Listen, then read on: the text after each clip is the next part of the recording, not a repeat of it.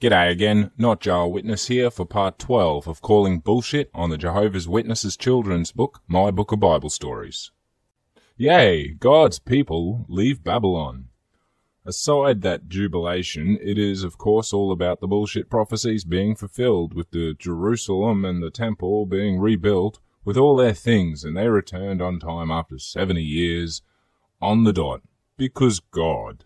This one is a culmination of all the crazy prophecies, or a lot of the crazy prophecies from the earlier prophets, Ezekiel, Jeremiah, and Daniel, and etc. But as we know from all real-life recollection of it, there are a few disputed dates and facts and figures which don't really add up in this story. Other people who are much smarter than me have already done justice to that, but what I want to know is here where it says the old and the sick stayed in Babylon. Why the hell didn't Jehovah just give them some super juice or instant energy and health for the trip back? Or for that matter, just snap them all back there in an instant instead of making them all do an 800-kilometer walk in the desert where even the healthy might die. That's a pretty lazy God. 81. Trusting in God's help. Witnesses, when you face peril or danger, just pray to Jehovah to see you through. Basically, that is what this one is about. There are prophets, work on the temple. They are questioned, but the Babylonian king backs them up. After a few years, their temple goes to shit because either nobody is looking after it or the people are vandalizing and looting the place. So they suck up to the Persians to send some wealth, just to brighten the temple up a bit. The trusting in God part is the trip back with all of the Persian gold, praying that they won't get killed and have the gold stolen on the long trip. So there were no muggers, but be damned if any predator were to get you. 82 is Mordecai and Esther. Strangely enough, about two people named Mordecai and Esther. A bit of a soap opera here. We have the king's mate passing laws to kill the Israelites, but the king is keen on an Israelite chick, so when he finds out that the king has his mate killed, and they all live happily ever after. What I'm finding is that the majority theme of the Old Testimonies is if you don't get if you don't get God's way, you kill people. Or wait, no, there is a secondary theme, sorry. If you don't get your God's way, you have somebody else kill people.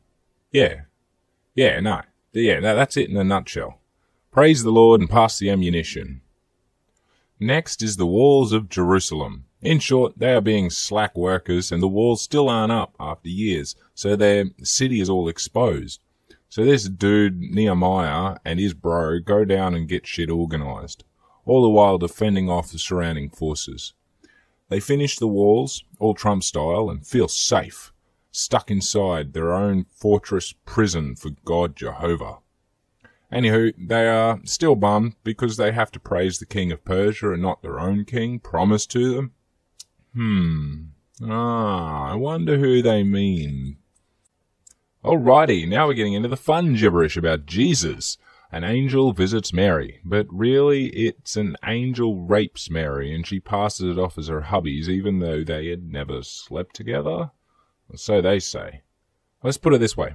All you parents out there teaching this garbage, if your young child said to you that they were pregnant or their girlfriend is pregnant, but they had never had sex, and that it was an angel or God, would that pass the sniff test with you? Yet this story is fine, and you're crazy not to believe it. Next is Jesus born in a stable. Very much the same story, as we all know, but without all the Christmas crap. And they connect him with the prophecies from the Old Testament. Have I been saying testimonies? Testament. The following is about the wise men who brought gifts and how they were led by a star in the sky being controlled by Satan. I think that's something a bit different about JWs as well. Satan because it first leads them to the evil King Herod who wants Jesus dead. There is a lot of this sort of thing, like any dragon or serpent, it's all the devil. Unless it conveniently isn't. We next go to a young Jesus in the temple.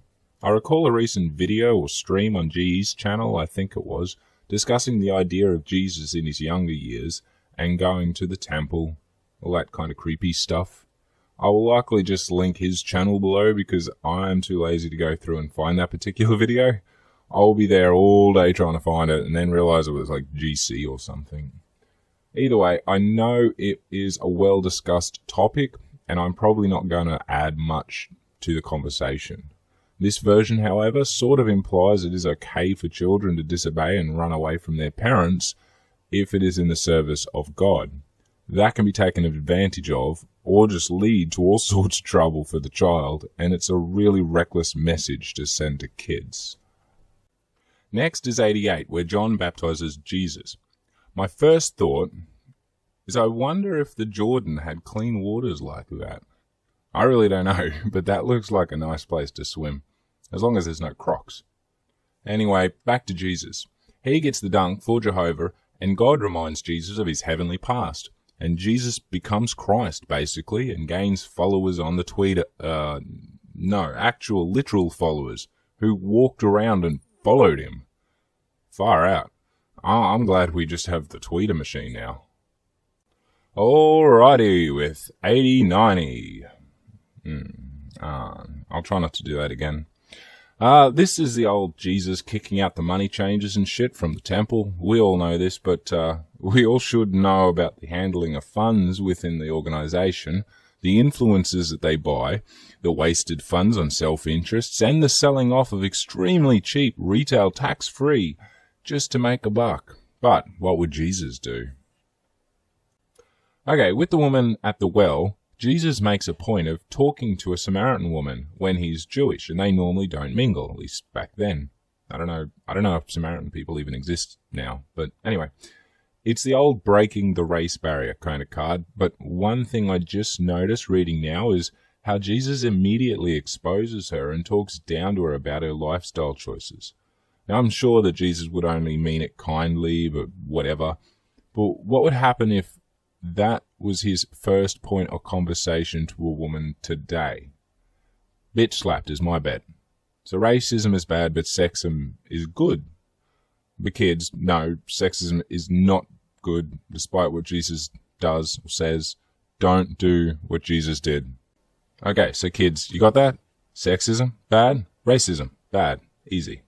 So 91 is the Sermon on the Mount, or Jesus teaches on a mountain, because JWs have to do it differently.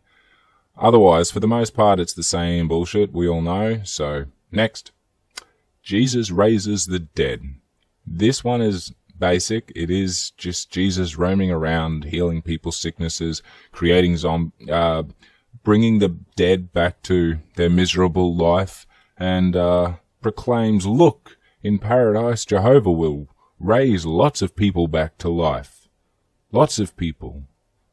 Some people. Most religious people. Do I need to go into this one? I mean, who here doesn't have at least a vague idea where I'm going with this one?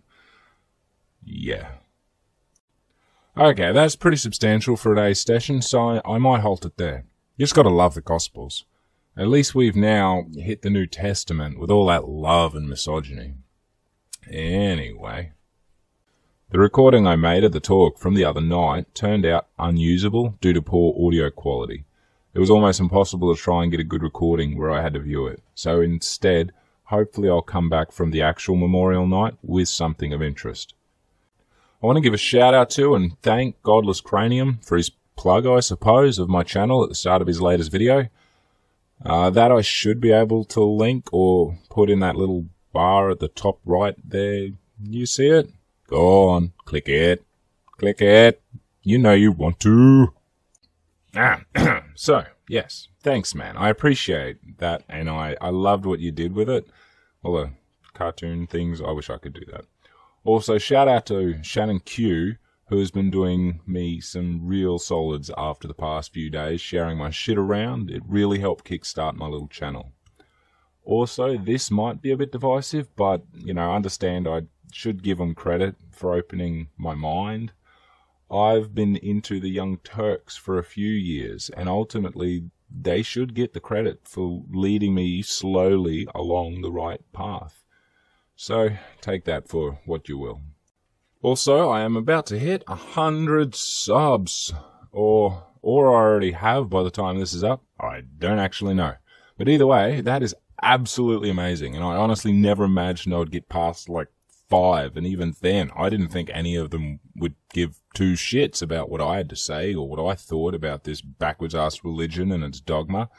So, I'm gonna likely have a little one-person party here tonight when and if I hit that 100, and I'd love to send my personal thanks to each and every one of you who has subbed to me, but that's a bit hard, so this is pretty much for all of you. From Fenrir and Nadine, if I said it right, to whoever the last few darling people are that clicked that little red button. Currently, at the time of writing, I'm only about 5 or 4 away, so I'm waiting with bated breath. Thank you so much for being here and letting me share all of this with you. To steal a line from another YouTuber, you are the real MVPs. I will try and keep you informed, at least to the extent of my knowledge, but if not, at least entertained. But most importantly, I'll be sharing my learning experience with you. Ideally, you should be able to watch my changes from being just fresh off the boat, so to speak, to being a critical thinker with solid foundations. That's where you guys come into it, pointing out where I'm wrong or maybe things I had not thought of, showing me solutions for questions I didn't even consider. This is why I love the discussions in the comments, and I always love reading the different experiences people have faced. I most certainly hope to be bringing a lot more to the platform soon. Better debunking and responses as I finally catch up on a few book. Eventually start doing more investigative type of work in the future. That's certainly a long-term goal. So this was a bit of a longer one to even out for yesterday. Yeah, that's my excuse. So it happened. I've just finished my video. I haven't quite rendered it, and I found out I hit 100. So thank you, every one of you. Thank you so much. And I really, really, really appreciate it. I can't even tell you. Thank you. So make sure to leave any of your thoughts in the comments section below. If you agree, disagree, or wish to correct me, feel free. Plus, if you have any other topics you want me to cover or dig deeper into, leave your suggestions down there too. I'm on the Twitter machine at NotJah Witness if you wanted to get in touch there, or just send me strange sentences in foreign languages forcing me to use Google Translate. Go for it. I always love hearing from people, even when I don't understand them. And if you would like to see more on JWs or other religious beliefs, as I do what I can to expose and refute them where I can, please hit that like button and subscribe. I truly appreciate it. I hope you all have a beautiful day. Thank you for watching, and remember, I'm NotJah Witness.